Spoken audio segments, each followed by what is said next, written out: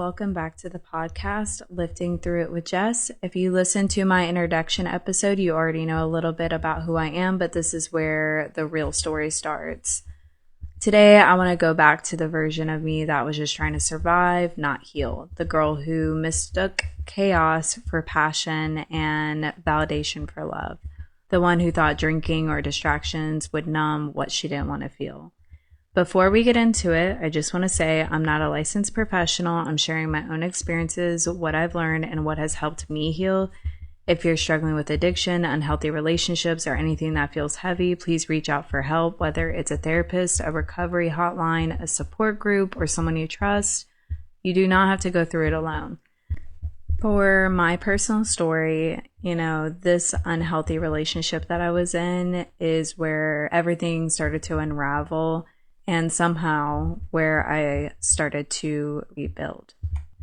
For a really long time, I lived inside a cycle I couldn't even see.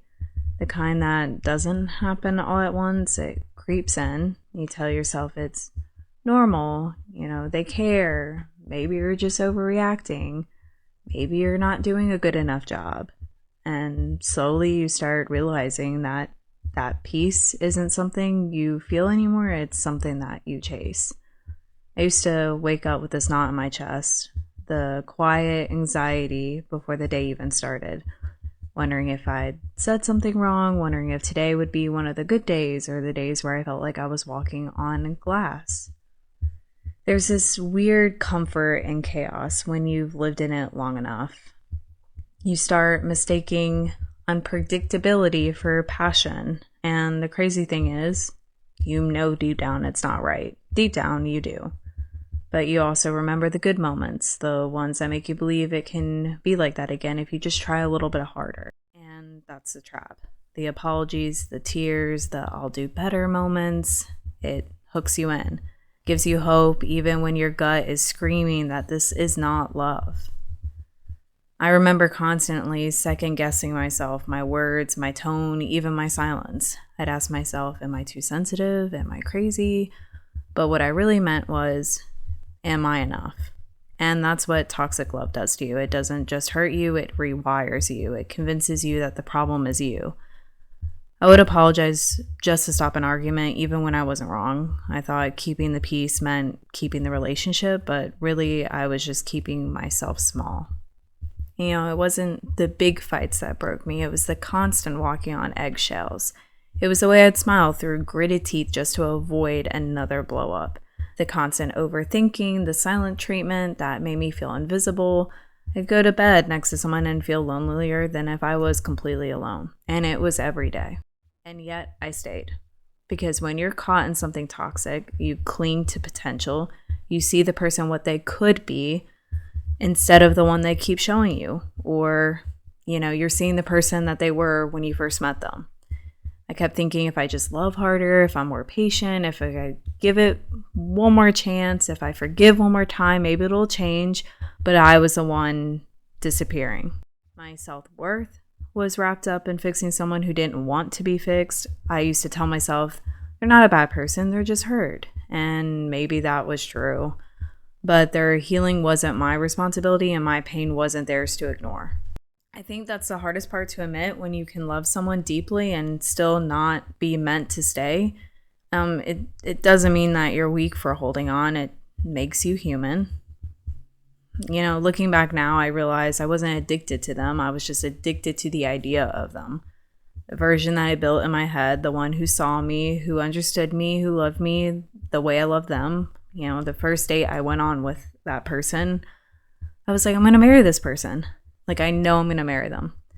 And I think that just kind of set this unrealistic standard from the very beginning. The version only existed in my hope. The real version was the one who made me feel small, made me question myself, and made me forget who I was before them. It's scary when your peace feels uncomfortable and chaos feels familiar. And that's where I was, living in survival mode and calling it love. And there's always a moment, one that doesn't seem like much to anyone else, but it shatters something in you. For me, it wasn't a big fight. It wasn't dramatic. It was silence. A silence that felt heavier than any words.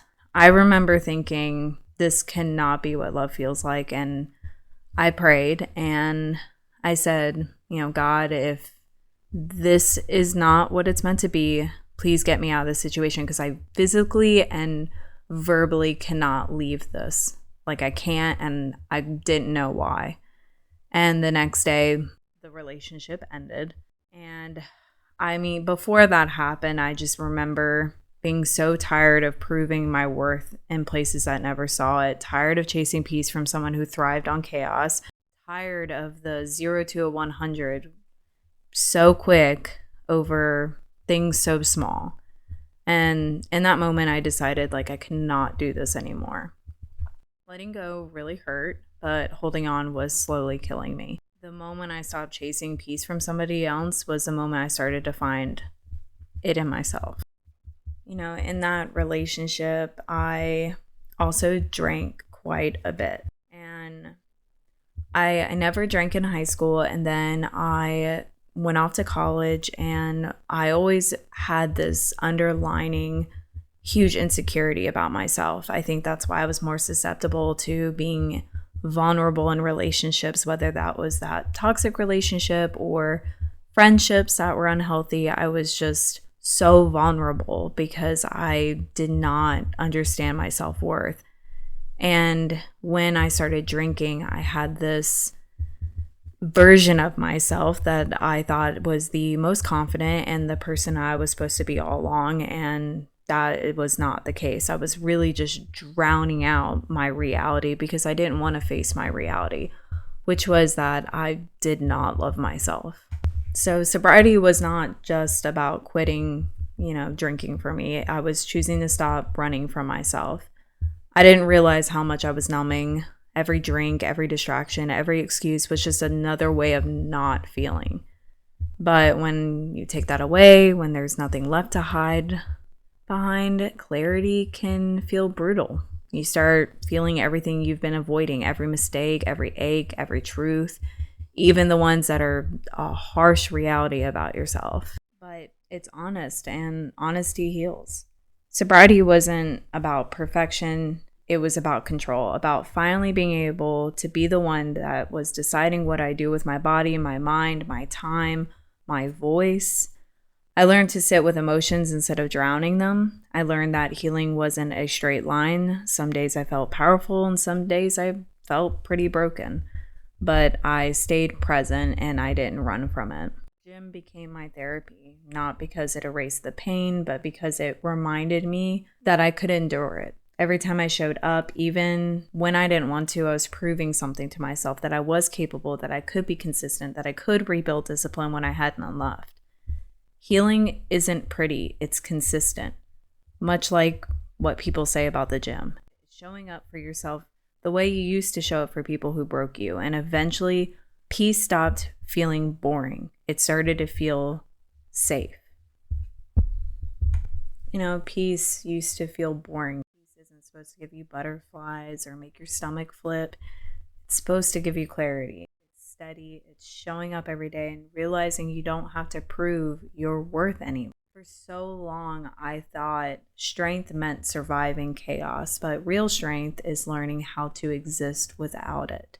I started trusting silence again. I started feeling okay with being alone, not lonely, but alone.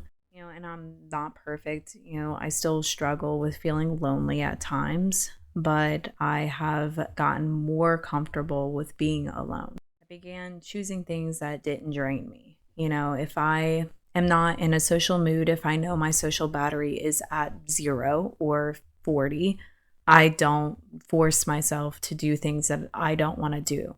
I began to be able to say no without feeling guilt, and protecting my peace like it was sacred, because it finally was to me. And the more I focused on me, my routines, my goals, my boundaries, the more I realized how much power I'd given away before.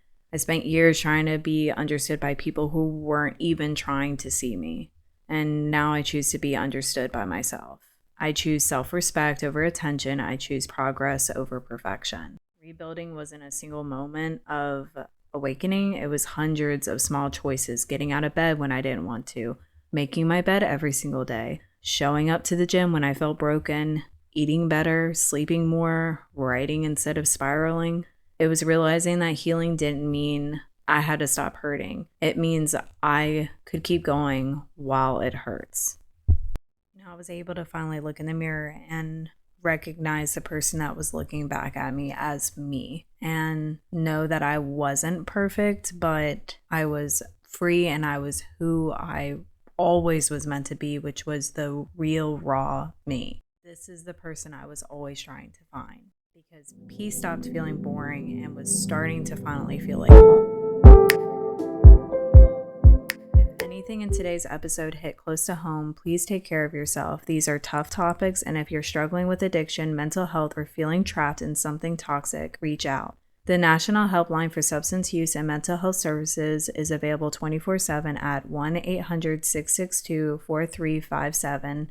And if you're in an unsafe relationship, the National Domestic Violence Hotline is 1-800-799-7233. There are people out there who care, and I promise you asking for help does not make you weak.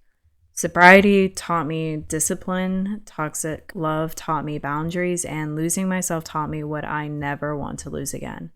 In the next episode, I'll talk about what came after, how I turned that pain into something I could build from, because healing doesn't mean you never fall apart again. It just means you know how to rebuild stronger every time.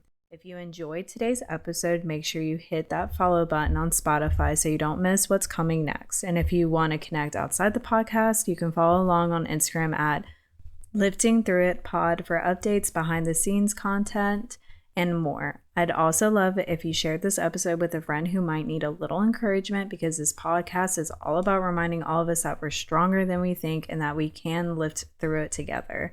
Keep showing up, keep moving forward, and keep lifting through it. Thanks for listening. I'll see you next time.